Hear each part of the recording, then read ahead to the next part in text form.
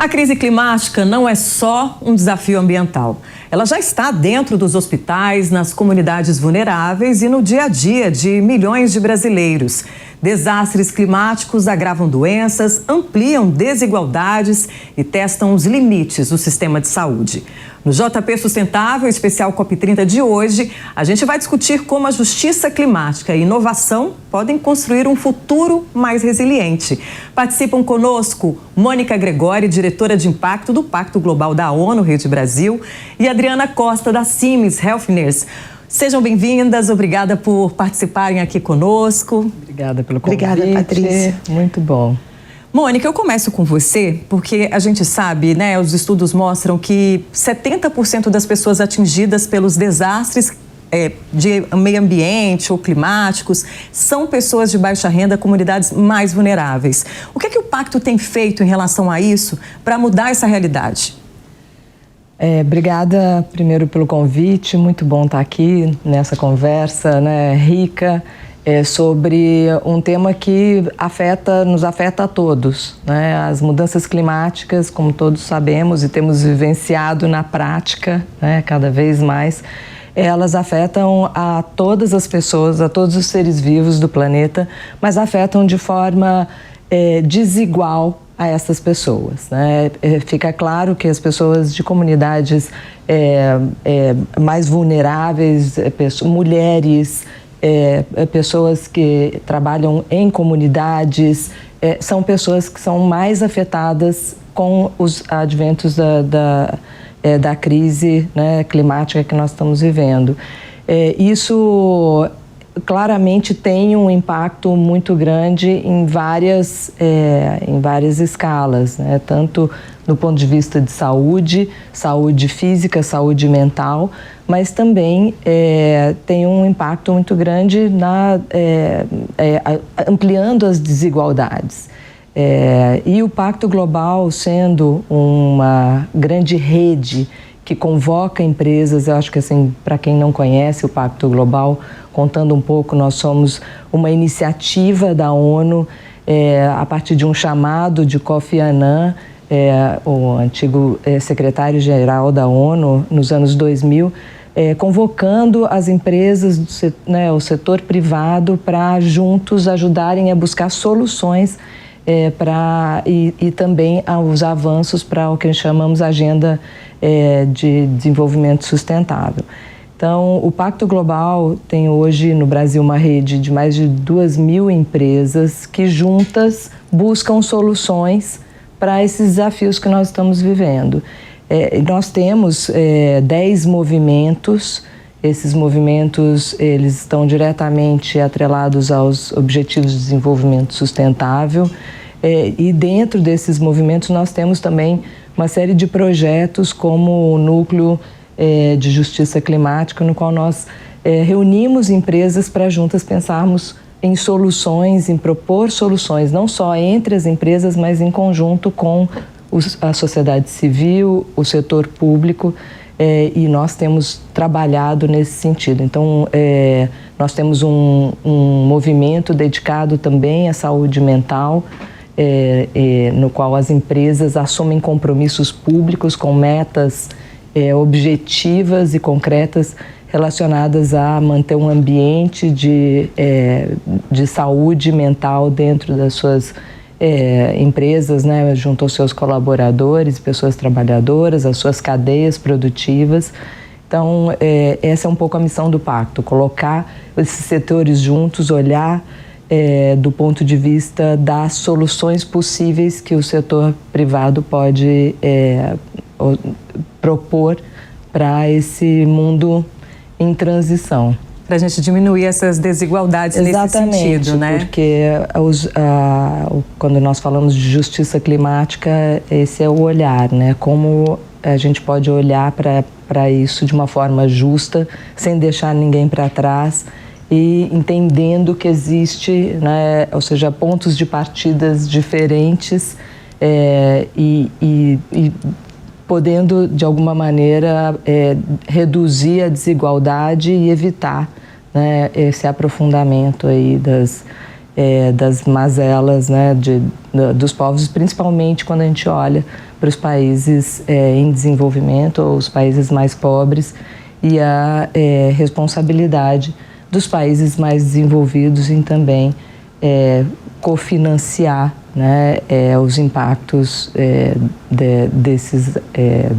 desses adventos climáticos nos países, o que a gente chama do sul global, né, que são os países que sofrem mais e as comunidades mais vulneráveis. E é importante ressaltar que as empresas, né, aderem a isso de forma voluntária. E a Siemens, ela trabalha com uma tecnologia, e como que essa tecnologia ela pode facilitar, né, para dar acesso a comunidades remotas, quando a gente fala, por exemplo, da Amazônia, a cidades do interior que têm menos acesso, né, à qualidade de serviços nesse sentido, de exames mais precisos, mais complexos. Como que a tecnologia tem atuado aí para diminuir essas desigualdades? Patrícia, em primeiro lugar, obrigada por abrir espaço para esse tema tão relevante, que é como nós associamos a sustentabilidade, os impactos climáticos, à saúde também. Como a Mônica colocou, a saúde, ela permeia, né, toda essa responsabilidade, e hoje nós sabemos de dados muito alarmantes e muito impactantes que vêm do Fórum Econômico Global ou da ONU, de qual o impacto que essas mudanças climáticas têm na vida, nas nossas vidas, né? Tanto no Brasil quanto globalmente. Então, quando a gente pensa que hoje, até 2050, nós podemos ter um impacto de 250 mil mortes associados às mudanças climáticas, e que se a gente não fizer, né, não mudar essa trajetória, esse número pode ser ainda maior, pode impactar 14,5 milhões de vidas. Esses números são ainda mais alarmantes quando a gente considera as populações de vulnerabilidade, os países que têm maiores desafios. Então, esses aspectos, eles também, o impacto não é só na vida. Esse aspecto também traz o impacto econômico. Então, hoje, na área de saúde, não só no Brasil, mas globalmente, a gente vê uma escassez de mão de obra de profissionais de saúde. E nessa linha, né, os impactos, eles podem chegar aí também a impactos que vão mais de 200 bilhões na economia global de dólares por ausência de profissionais. E também os impactos climáticos têm outras complexidades, que vêm no aumento de casos, principalmente das doenças respiratórias e cardiovasculares. Então, isso para um sistema de saúde que já tem uma série de desafios econômicos e de acesso, a gente falou aqui dos impactos do acesso a populações de maior vulnerabilidade, isso torna o sistema ainda mais, torna-se isso ainda mais complexo. Então, nós na Siemens Healthineers, né, então, para contextualizar, nós somos uma empresa que temos a vocação e a missão de gerar acesso para todos em todos os lugares. Somos uma organização de mais de 170 anos, participamos de todas as decisões, ou mais de 90% das decisões clínicas, através de diagnósticos de imagem, diagnósticos em análises clínicas, soluções em radioterapia para o tratamento oncológico, que é uma das grandes desafios da medicina global, pelo número de casos de pacientes que a gente tem. Então, tudo isso faz com que a gente também tenha uma responsabilidade intrínseca em toda essa cadeia. Então, eu posso colocar para vocês, né, que a nossa grande responsabilidade está em desenvolver tecnologias para a área de diagnóstico que sejam acessíveis, né? Acessíveis para países desenvolvidos e acessíveis para lugares onde apresentam maior vulnerabilidade. E também, em toda a cadeia produtiva, também é uma grande responsabilidade que nós temos dentro de casa e também através da conexão com parceiros, com clientes, com entidades e organizações, tanto públicas quanto privadas, numa direção para que a gente tenha uma cadeia de saúde de forma mais sustentável e que a gente consiga reverter essa tendência que a gente está vendo. Então, como você colocou, dentro de alguns exemplos, né, em países como o Brasil, que é né, de dimensões continentais e de desigualdade entre as suas regiões, a gente tem vários projetos em colaboração com parceiros públicos e privados, em levar acesso a diagnósticos, por exemplo, a populações ribeirinhas. Agora, nós estamos entrando em Outubro Rosa, falamos muito e todo momento levamos a informação da importância do diagnóstico do câncer de mama de forma precoce. Quando as estatísticas mostram que 1 a cada 8 mulheres será diagnosticado com câncer de mama, esse acesso a, por exemplo, a diagnósticos vindo de exames como a mamografia, eles antecipam essa realidade e, obviamente, causam todo um impacto positivo na sustentabilidade, além do desfecho positivo para essas mulheres. Então, um exemplo, nós temos um projeto em parceria com o barco do Hospital do Papa Francisco, onde nós levamos e já levamos a tratamentos, na verdade, a diagnósticos, e mais de 5.000 mulheres ribeirinhas. Então, isso através de acesso. Com a própria instituição do Hospital de Amor, nós temos um programa de rastreamento também de câncer de mama, onde a gente, através de carretas móveis, podemos levar não só o diagnóstico, eu sempre falo isso, além do diagnóstico é também a informação, a educação, porque muitas vezes a gente sabe que pacientes por desconhecimento têm um ponto de acesso importante, mas o ponto de educação também, que realmente tratamentos e diagnósticos precoces salvam vidas e tornam, obviamente, esse sistema muito mais sustentável como um todo. O pacto faz como para medir se as empresas realmente estão comprometidas com ações, né? Porque no discurso, né, é muito fácil a gente falar que vai promover saúde, justiça climática. Como o pacto mede que essas empresas, né, que fazem parte da associação, realmente estão agindo para fazer essa diferença? Essa é uma ótima pergunta, porque esse é um dos temas que mais se discute, né? Como a gente consegue medir o impacto efetivo das ações que estão sendo traçadas em todos os setores. O pacto, primeiro eu queria só colocar, o pacto não é um selo certificador, né? O pacto é um grande articulador das empresas em torno dessas temáticas relacionadas à Agenda 2030 e aos Objetivos de Desenvolvimento Sustentável a partir de princípios do Pacto Global nas áreas de meio ambiente, direitos humanos, trabalho e anticorrupção. Então nossa missão é convocar as empresas e articular essas empresas para que discutam soluções possíveis para os desafios que temos aí pela frente. E o que nós fazemos, nós temos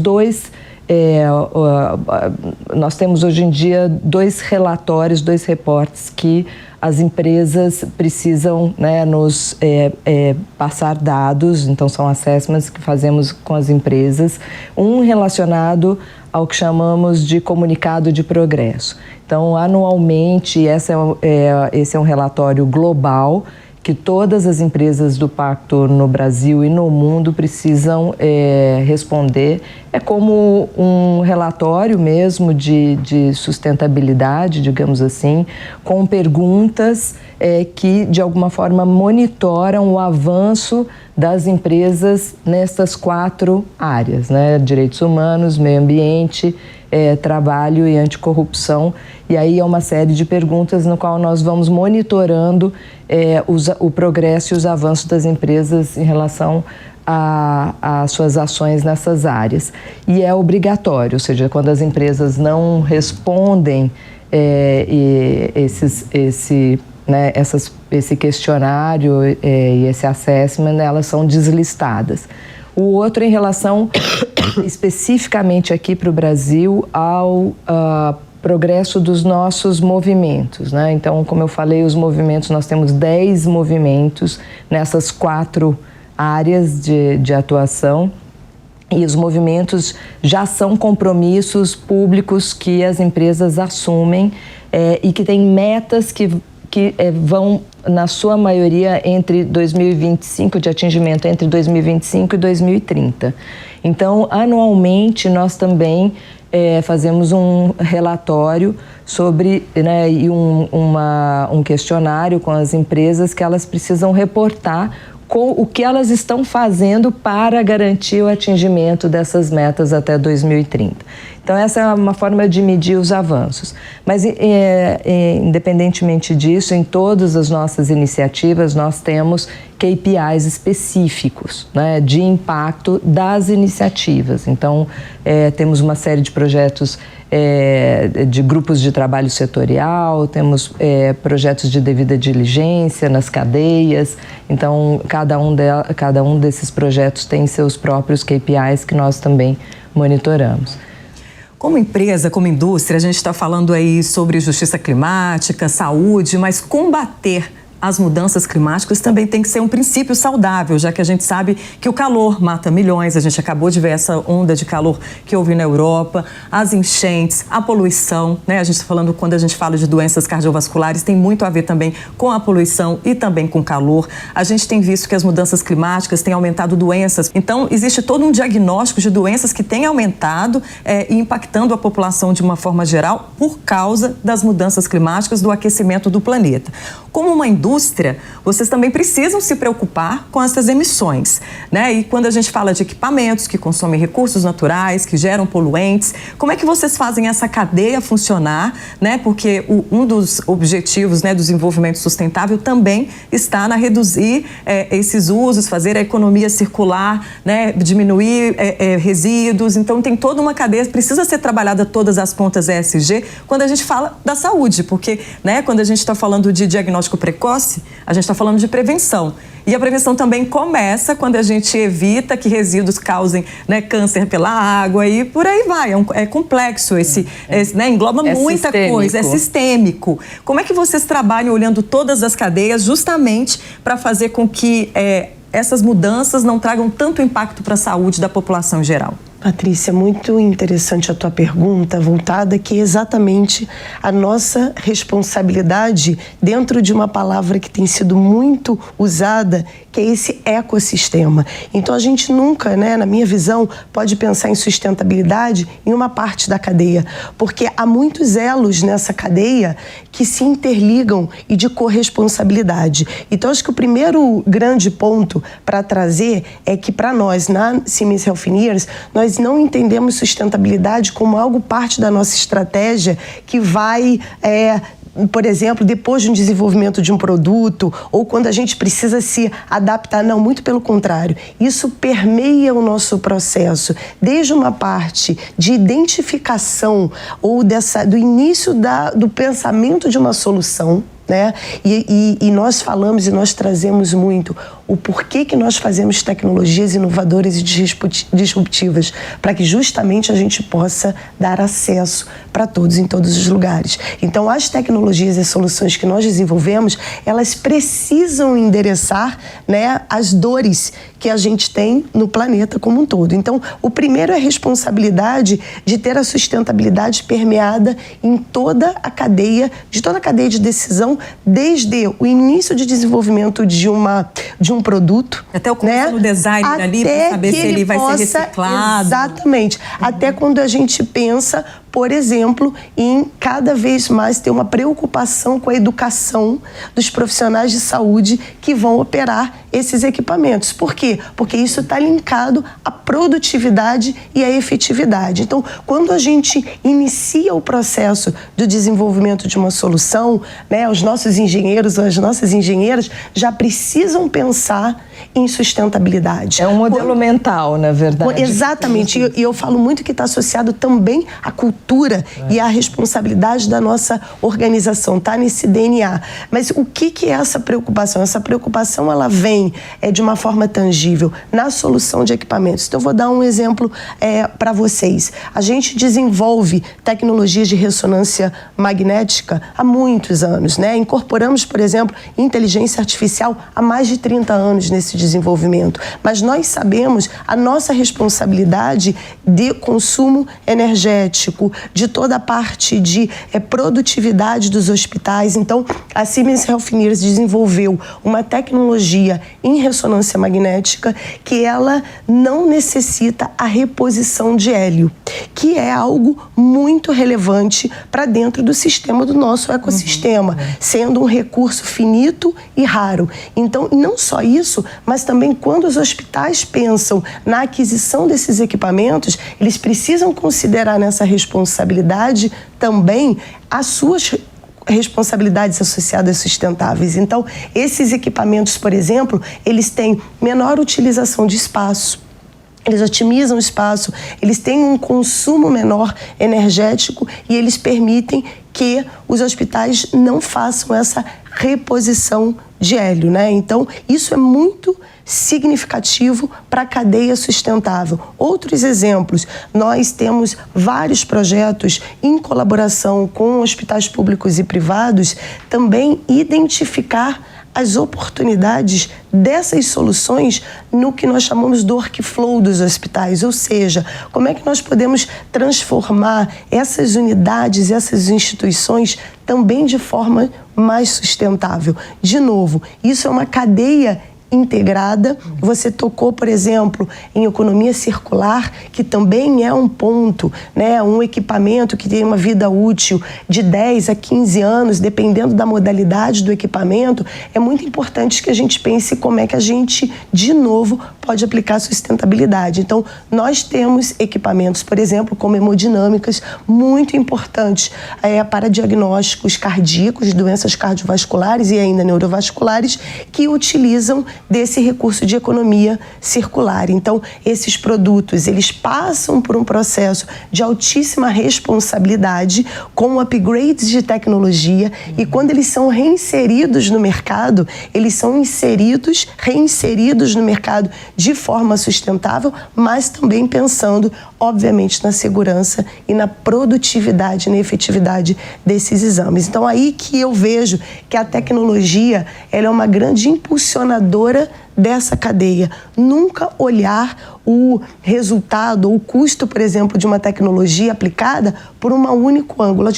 E a Mônica trouxe o ponto dos KPIs, ou do entendimento dos impactos da cadeia, essa economia da saúde, de entender todos os impactos, desde o consumo energético, a reposição do hélio, até o custo do equipamento e também, obviamente, o desfecho para esses pacientes. É muito importante que a gente sempre traga dados por trás disso para ajudar nas decisões desses hospitais, dessas instituições. Quando a gente fala de atuar na saúde preventiva, a gente tem que perceber também esse olhar econômico, não só do bem-estar da população, porque quando um funcionário é afastado, quando um parente precisa ficar com o outro para fazer cuidados, a gente sabe que esse diagnóstico precoce ajuda com que o dinheiro vá para a economia, né, para o fortalecimento dela. E esse diagnóstico precoce, ele também chega de forma desigual no nosso país. A gente sabe que o Norte, o Nordeste, por exemplo, tem mais dificuldade de acesso a esses equipamentos de ponta, hospitais, né, mais equipados. Como é que o Pacto atua para fazer com que parcerias, por exemplo, privadas, públicas, possam aumentar esse acesso? Vocês atuam aí nessa linha, fazendo essa ponte entre empresas e governos para que esses equipamentos realmente cheguem de forma também igual a cada região? O pacto, na verdade, ele coloca todo mundo na mesa para discussão, né? O pacto não é como eu digo, nós não realizamos projetos de impacto na ponta. Nós colocamos os stakeholders para discutir a partir da identificação de problemas que são problemas sistêmicos e que estejam atrelados aos objetivos de desenvolvimento sustentável e às agendas, né, que precisamos, ou seja, promover para uma maior resiliência ou a adaptação né, em relação às mudanças climáticas e os seus efeitos. Então, sim, dentro dos nossos movimentos, das nossas iniciativas, nós sempre trazemos o setor privado, mas também a sociedade civil e o setor público para discutirem as soluções possíveis.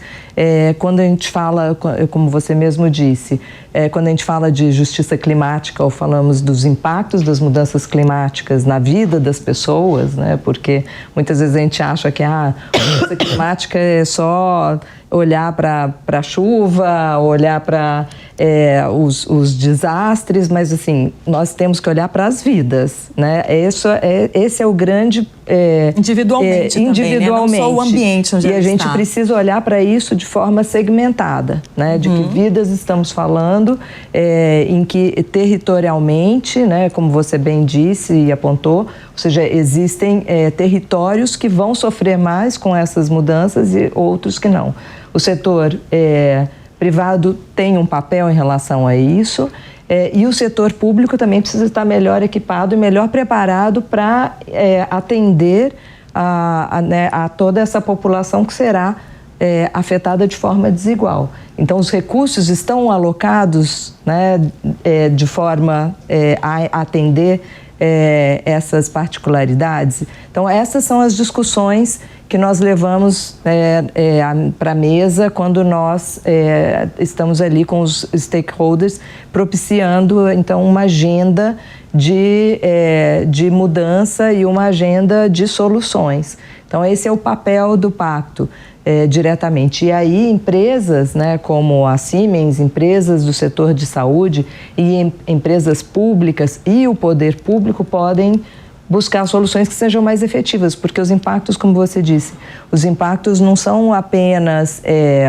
no bem-estar, no bem-estar das pessoas, mas os impactos econômicos também, né? Então, precisamos assegurar que esses recursos estejam bem alocados, né, e sejam melhor distribuídos para evitar essas desigualdades. Mônica, me permita trazer um exemplo.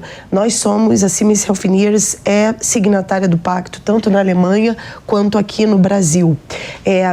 Durante a pandemia, né, principalmente, a gente se depara com uma realidade de saúde mental muito diferente do que nós víamos globalmente, aqui também, nos casos de burnout, nos casos de afastamento por doenças relacionadas à saúde mental. Então, dentro dos nossos objetivos de sustentabilidade, esse é um bom exemplo. Exatamente. Junto com o pacto, nós, na ODS voltada para a saúde, desenvolvemos várias frentes voltadas a suportar que a gente, enquanto cadeia, tivéssemos protocolos mais eficientes nas nossas organizações, que trocássemos boas práticas entre nós para casos que eram completamente novos, para que a gente pudesse gerenciar isso. Então, isso eu vejo de uma riqueza muito grande, onde a gente une forças em prol de causas que impactam a todos nós, que impactam a toda a sociedade, que tem impactos sociais, impactos econômicos, impacto na vida das pessoas. Se a gente não se preocupar com isso, nós vamos acelerar os casos, por exemplo, de ausência de profissionais no mercado de trabalho. Isso é um impacto econômico gigantesco para as empresas na sua produtividade. Eu acho que é ótimo ponto e esse exemplo, porque a ideia do pacto ou seja, colocar todo mundo para conversar e buscar soluções. Diante desses temas, né, e dessas causas, não existe concorrência. Então, nós colocamos várias empresas que muitas vezes, inclusive, são concorrentes para o bem comum, para o bem comum. Todas, né? Exatamente. E que a gente possa, por exemplo, inclusive, né, e aí utilizar associações que sejam independentes para suportar, inclusive, as medidas de adoções públicas, né, os desenhos de novas políticas. E isso tudo com o quê? Com base de dados, com base de perspectivas e com colaboração. Eu acho que essa é um desafio. Nós não estamos vivendo, na minha opinião, uma crise, porque uma crise ela é temporária. Nós vivemos uma mudança climática. Transformação, e para uma transformação. E isso requer, claro, adaptabilidade e requer muita colaboração para que a gente possa acelerar as medidas que estão sendo tomadas. E isso, novamente, a gente não consegue fazer sozinho enquanto indústria. A gente precisa das associações, a gente precisa de órgãos públicos e privados, da opinião pública, ou seja, de novo voltamos a falar da cadeia combinada desse ecossistema. E como que a CIMES tem atuado para diminuir essa desigualdade? Quando eu perguntei aqui para a Mônica sobre a questão desses equipamentos, dessas tecnologias chegarem de forma diferente também em cada região, existe algum programa da empresa para que seja desse benefício para as regiões mais vulneráveis? Patrícia, temos muitas iniciativas voltadas ao acesso à saúde. Essa é uma responsabilidade do Brasil, na Colômbia, nos países da África e em todo o globo. Por quê? Porque em cada mercado, a gente sabe, cada país tem um cenário que é muito desigual, né? Se a gente olhar o retrato do Brasil, a gente sabe que ainda, principalmente áreas em maior vulnerabilidade, a chegada de um paciente até uma unidade de saúde, ela pode levar aí um distanciamento de mais de que 200 quilômetros. E isso, por que isso é tão fundamental que a gente tenha esse olhar? Porque não adianta desenvolvermos somente tecnologia. A gente precisa entender essas dores locais para que essas tecnologias cheguem até o paciente e mudem e transformem a vida dessas sociedades. Então, um exemplo é um programa que nós temos com o Ministério da Saúde, que foi implementado desde 2013 no programa do PERSUS, que como podemos levar radioterapia, exames, tratamento de radioterapia para todos em todos os lugares. Então, já implementamos aí praticamente 90 unidades, 90 hospitais, onde é lindo de ver, onde regiões, que antes não tinham acesso a um tratamento de radioterapia, que ele passa a ser acessível porque nós conseguimos chegar obviamente, com a iniciativa pública, com a indústria, fazendo todo esse trabalho. E esse programa, ele não só permite que a gente chegue a mais lugares com radioterapia, mas é importante também falar das tecnologias, os avanços tecnológicos que permitam, por exemplo, que esse deslocamento entre pacientes e unidades sejam menores. Então, hoje nós temos na radioterapia tecnologias de hipofracionamento que um paciente, em média, dependendo obviamente do tipo de câncer que ele tem, ele precisa de 25 sessões, 26 sessões de radioterapia, e hoje, através das nossas tecnologias, é possível que esse número de sessões seja minimizado, em que ele faça até 10, 12 sessões. O que isso significa? Não só o impacto para o desfecho clínico desse paciente, mas também pelo bem-estar e pela possibilidade. Imagine uma mulher que é líder, ou que é responsável por cuidar da sua casa, dos seus filhos, dos seus pais, precisa se ausentar e viajar quilômetros de distância para ter acesso. Cada vez mais, de novo, a tecnologia reduz isso e permite que a gente tenha essa jornada do paciente voltada também para locais e países de maior vulnerabilidade. Muito obrigada pelos esclarecimentos de vocês. Infelizmente, nosso tempo é curto, A gente teria muitas discussões aí relacionadas ao tema. Mas, quando a gente fala de justiça climática e saúde, a gente está falando de vidas, De futuro, de escolhas que precisam ser feitas agora. O desafio está lançado. Como reduzir emissões, enfrentar desigualdades e fortalecer a saúde pública ao mesmo tempo. O Brasil tem a oportunidade de liderar esse debate. Mas o mundo vai cobrar resultados. Até a próxima.